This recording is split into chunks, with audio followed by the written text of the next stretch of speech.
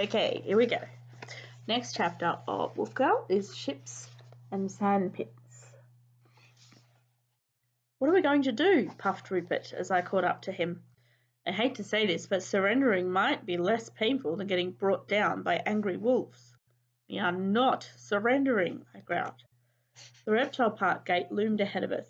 I didn't like what I was thinking, and apparently neither did Rupert. You can't be serious, he said. Do you have a better idea? Rupert's face was grim as he considered the flat, open land on either side of us. We both knew there was nothing else for it. At least we know the way through this time, I said. I can't believe we're doing this, he muttered. We banged through the front gate into the entrance area with ticket booths and turnstiles. The wolves were not far behind, so I grabbed a rusted chain and wound it around the gate handles. There was no padlock, but unless the wolves grew thumbs, they would have to wait for the soldiers to let them in. We made for the turnstiles. Eagle! I cried as she swooped down. Take Tiny, I said. Keep him safe. The little dog was too feisty. I couldn't risk him taking on a Komodo and getting snapped up. What? Said Tiny. I want to stay and fight. You have a very important job to do, I said.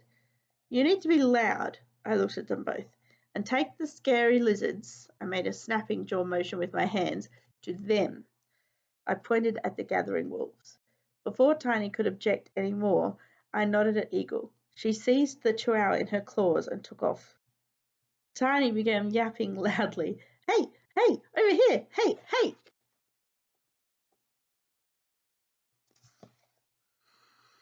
As soldiers arrived, we ran away down the path, keeping an eye out for anything scaly and dangerous. We made it past the carousel and were approaching a pirate ship when I heard a snarling on our heels. The wolves were almost among us. The ship was the only elevated thing in sight. We'll be trapped, said Rupert. Not if Tiny comes good, I said, hoping with all my being that he would.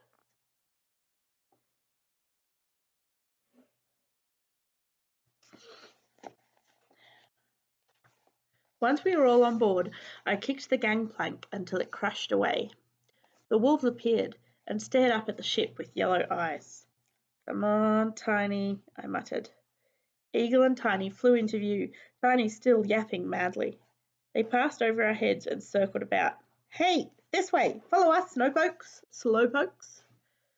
From the surrounding bushes, reptilian heads emerged. Komodos lurched into view all around the ship, waddling towards the wolves with slavering jaws. Tala barked a warning, and the wolves twisted to see the deadly lizards rushing towards them.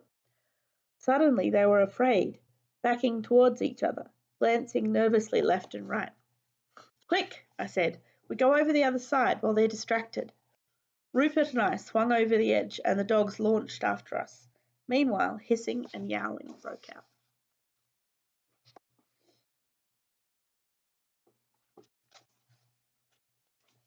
I heard a wolf barking behind me. They're getting away! Glancing back, I saw Tala and Ronan on our tail, while the others were still fighting off the Komodos. We tore around a bend and found ourselves in a play area for little kids.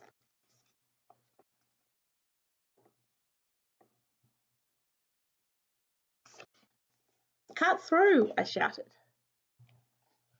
We entered the sand pit and were instantly slowed as our feet sank into the lumpy ground. It was deep, and there were mounds and hollows that might have once been castles and pits that kids had dug. Tala snapped at my heels. I jumped onto a swing, propelling myself back and forth a few times until the momentum carried me up.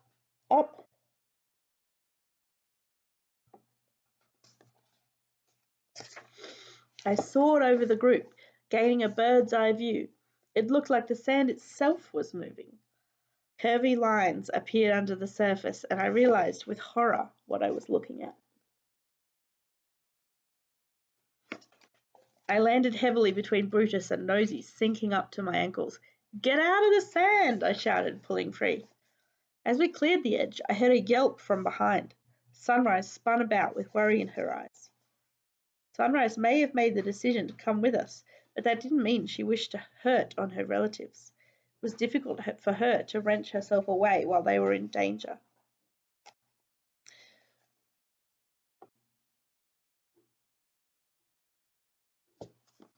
She watched as her aunt and cousin backed away, frozen to the spot, until she saw them safely out of striking range.